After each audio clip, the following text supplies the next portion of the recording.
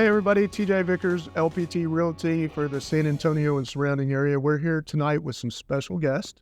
We have Sharon and Robert from Southern Draw. A lot of y'all know the cigar, and now we're going to put a face to that cigar. This is Sharon, who has her own cigar. From what I heard just a minute ago, she has two cigars, the Rose of Sharon and Boss Lady. So that's going to be an interesting story. I'm anxious to hear about that. I put them on the spot here. So they're up here at CI tonight doing an event. We decided we were just going to run out there and give it a shot and see if we could talk them into coming in here and doing a little surprise visit for y'all. So that's what we're doing. And tonight I just wanted them to kind of give a little background on their cigars and where you can find their cigars. And hopefully you'll come and purchase some and enjoy them. And if not, and you see me in the building, let me know. I'll buy the first one for you. Yes, absolutely. So, Robert, you want to tell us a little bit about it? Well, because we started with introduction of Sharon, that's the most important. You know, obviously we are married, so don't get any bright ideas. And she does have her own. You know, I think it's probably more than just a cigar, right? I mean, the Rose of Sharon has kind of become an iconic cigar in the cigar industry in a sense. I think that we probably the first ones to put out a pink banded cigar, but the history of the Rose of Sharon plant from a biblical standpoint, bringing beauty and grace to any environment, kind of came over the last 28 years that we spent together. I realized that that is the truth. So when we put the cigar out, against the advice of the Godfathers, Kings, and Queens, we used the original Rose of Sharon color from her Rose of Sharon blend. We took the petals of the rose at Printer Cigar Rings. They're at PCA right now at the big trade show, but wow, we created the rose color from the actual Rose of Sharon flower, right? Because I wanted to be accurate. We see her over here like flipping her hair right. So, you know, for us over the last 10 years, we just surpassed 10 years. This last week, it was our anniversary as far as full production, full service as a brand, right? We've been working on it for about 14 years, but 10 years, retailers like Cigars International here in San Antonio, it may be a new shop for them, but they're not new to the industry, and they've supported us from day one. But it all started here in Texas. Southern Draw is a Texas-based company. It's a veteran-based company. Everybody in our family are prior service. And it started really as a mission. And the mission was to find a consumable product that we all enjoyed that took the most people to produce, which means one Southern Draw takes about 300 hands, 150 people in the process. So if you think about it, context from the seed to the cigar is 150 different people, which means along the way as we produce this, that many people can count on. The more successful we are, the harder we work, the better with our retailers, our media partners, our consumers. Every time we sell a cigar and we get to make another cigar, we're talking food, shelter, clothing, education, healthcare, needs within the small communities in Central and South America where our tobaccos are grown and cigars are made. So for us, it started as a mission. And it started there, you know, in Austin. So I like to say that ultimately we're here to kind of celebrate the Rose of Sharon as the heart of what we do because it was all about the giving side of business. That's probably not good for investors to hear if we had them. The reality is organizations first. So that was really the gateway for a lot of these great retailers to support Southern Draw, promote the Rose of Sharon and our other lines, the Jacob's Ladder, which is our big Maduro name for our son, Ethan Jacob. But every blend, and I'll say this before the Boss Lady, because we have to realize the Boss Lady is sitting right here, steps up to the mic, if you will. Every one of these blends is my personal thank you for people that inspired me the most in my life. So over my 50 plus years, there's been a few. Some of those are groups of people from the military community. Some of those are individuals. My wife and my son just happen to be big, great influences on me, but there's other people that every blend, if you go to southerndrawcigars.com, if you Google it just a little bit, any of our brands, they're going to tell you a story about an inspiration and about a journey that I took in my life that these people left with an impression upon me, and I was able to tell their story in a cigar blend and the brand. Wow, what a story. You know, a lot of people don't realize, I mean, I didn't know that a cigar, and I do these, you know, series. I didn't realize that many hands went on to making a cigar. So that's all great news. And then the the reason and the backing of how y'all got started and what it's behind. I mean, that's really interesting and real inspiring. It's absolutely incredible how you give back to the community, and that's amazing.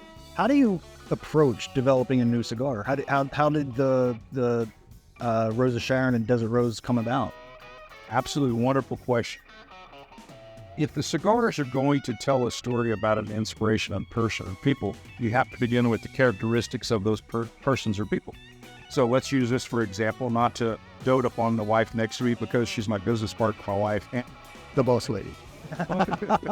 if you think about the rose in context, and we use it in a biblical context of bringing beauty and grace to even barren deserts, right? Really, you can plant it, it'll grow, it'll thrive. You have to look at the characteristics. She's a beautiful lady, there's no question. Don't argue with me on that one.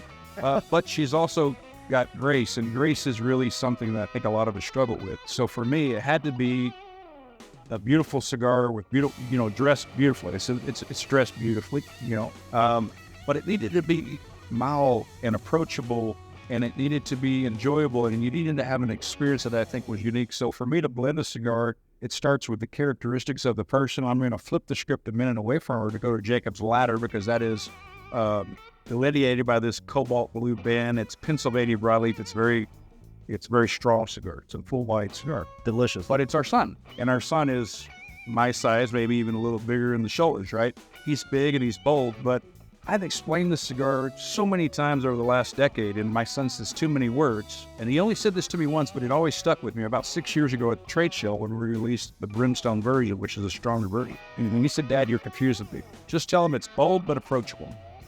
There you go. Wow. And in those words, what he told me was, the cigar that you blended for me, that's my personality and characteristic, that's really what you wanted. And without him patting himself on the back, he gave me the words that I needed to explain the cigar. He is big, he's bold, he's approachable. So I'm going to end my portion of what I'm saying is the Rosa Sharon as a character for our company and our brand and our motto is the heart of what we do, because the heart is giving, grace, understanding, right? But the Jacob's Ladder on the flip side is the soul of what we do. It is the next generation, is what takes us and makes us who we are and what we will be. Because I think the new generation has a lot to say. It's different, it's changed. So for me to blend that cigar, I achieved something in the blending and the branding of it that I did not realize until he told me what it was. And what it was it's bold but approachable. That is how I do it. And that is why. Amazing. And to that point, folks who enjoy the Jacob's Ladder. Hi, everybody. I'm Sharon. I am called affectionately the boss lady. But, I have to brag on my husband. He blends all of our cigars, which is a phenomenal feat. They are all made through the A.J. Fernandez factory. We couldn't do it without them. I mean, in those hands that make our cigars, we give thanks to God every day for them, because if it weren't for their skill, we wouldn't have what we have. So I have to give credit to them for that. And but anyway, people who like the Jacob's Ladder, which is our strongest cigar, also enjoy the Rosa Sharon, because one of the things that you'll notice about all of our products is a tremendous amount of flavor, a tremendous amount of complexity. So yeah, it's got a cute little label on it, and it's a Connecticut. But what you're going to notice when you smoke it is a tremendous amount of flavor, a tremendous amount of complexity. And the Rosa Sharon Original is actually a 100 rated cigar. I don't know if y'all knew that. No. And the Desert Rose has been extremely highly rated as well. I actually get a con praline when I smoke this one. But both are incredible. Again, very proud of that blend. It is our #1 seller. If you see it, buy it, because it sells out almost as soon as I get it. So it actually happens that way in the store too. Yeah. And just touch on what you just mentioned, I love both of these cigars. Jacob's Ladder was the very first one I tried. The Brimstone is incredible. I adore that cigar. It's delicious. PA broadleaf really shines and comes through. And when I first saw Rosa Sharon, I'm like, nah, it's a chick cigar. Yeah, so exactly. Pink band. And then I actually tried it. And then I had another and another. And I have the best of both worlds. I have something that's light that I can have for breakfast or with something delicate. And then I have something that's bold that's going to go well with either a whiskey or a steak. And I love the combination of the both. So for new smokers, Rosa Sharon is almost where I take you every time.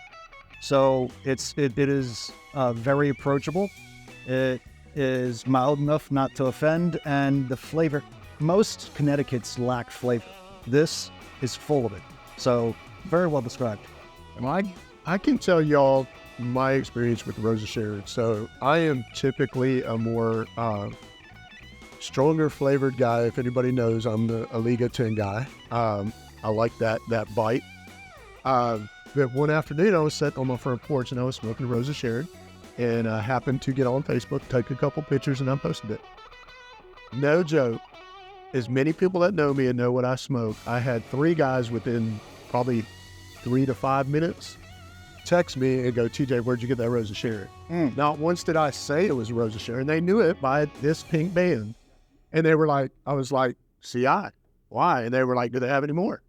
And I'm like, well, yeah, there was a box when I got there. So the band and the marketing on it's great. The cigar matches the band. I mean, it's an outstanding cigar. The thing is, we just got to keep them in stock a little more. So, and that's on this guy. That is one of the greatest challenges we have, because word's out. They know about the cigar, and it does not last long on our shelves. If you're out there, go to our shelves, pick up a box, please. Yeah, and more is coming. Okay, I run the office operations, and I deal directly, with our warehouse, and I do all of the ordering comes through me. So I do know on good accord that you will be getting more Rosa Sharon. And CI is really good about back ordering so that you guys are taken care of. So they're coming to you soon. Please grab them while you can get them. And it would be an honor if you haven't tried anything from Southern Draw, if you tried my... And everybody knows, Honor, it is an absolute honor to have you with us. Thank you for taking the time. and everybody knows that anything that comes out of AJ Fernandez, if it's got a winner. Yeah, if it's got AJ on it, it's a winner. So, We take some great pride in the fact that when we started, that 2 or 3 years of really investigating what we thought would be blends and brands and factories and samples and going through it. With the moment AJ and I sat across from the table, we discussed and negotiated, and there was a lot of lessons to be learned there, because I come from the corporate world. I'm an engineer by trade, and I deal in contracts. We've been cheated, we've been stolen from it. We've done business all over the world, and some of it's been great, and some of it's turned to ash, pun intended, because we didn't cover our ass, right? But with AJ, early on he says, listen, why you're just a guy from Texas and I'm a farmer from Cuba. He goes, how about we shake hands, and I do everything that you ask to the best of my ability, and you pay for it. And if I don't do the best of my ability, you don't pay for it. And if you don't pay for it, I don't do the best of my ability. We'll just work that way. So think about that. In 10 years, we've been 100% with the AJ Fernandez original factory, right? We're proud. We're honored. We've had our ups and downs. The industry's growing. He's in demand. He's popular. We have our process. We have our standards. And ultimately, we know that we're a pain in the ass. And we know that he still honors those, because it's easier to sell lots of one cigar to a major company than it is to work on all the wonderful project Robert wants to work on, right? So they've been quite tolerant of us, but we're honored that we spent the last decade together to do 2 things. And our goal, outside of taking care of our retail partners and our customers, was to deliver products that were A, consistent, and B, sustainable. We've never invested in anything that we didn't believe that we would put in production, perpetuity, and growth, because it takes the same amount of time, effort, energy, resources, financial and human, right, to put a cigar out once as it does to do it 100 times. The trick is make it consistent. The Rosa Sharon has to be consistent. The Firebird should be consistent. The Cedars should be consistent. So a lot of that is maintaining your partnerships and your relationships, and again, the grace of God providing that path so that we didn't have to deviate from it, right? We didn't have to move left or right to try to to make changes when we didn't need to make changes, right? It's been a great process. It's been tough, and I know it's tough for them too, but we've been able to be consistent, sustainable, because we have the same relationships today that we did 10 years ago.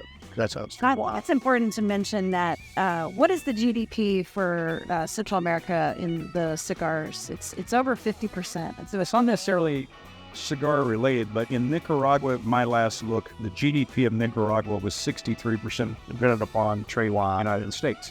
Now, if you think about this in great context, 10 years ago, Cuba was the #1 producer of premium handmade cigars. We know who owns Habanos SA now. We know the influences now that we want to avoid or disrespect, but the facts are the facts. Dominican Republic was number 2 by a huge margin. Nicaragua and Honduras are distant third and fourth. Today, for probably the 4th or 5th year in a row, I think Nicaragua is now the largest producer of handmade premium cigars in the world and imports to the United States. The U.S. is the largest consumer of premium handmade cigars in the world, not machine-made, but handmade. So now Nicaragua is the dominant force. The factories, the microclimates, the farms, fields, the agronomists and the knowledge of the Cuban base and Honduran base and all those wonderful brands that came before us have set tone to create it to grow.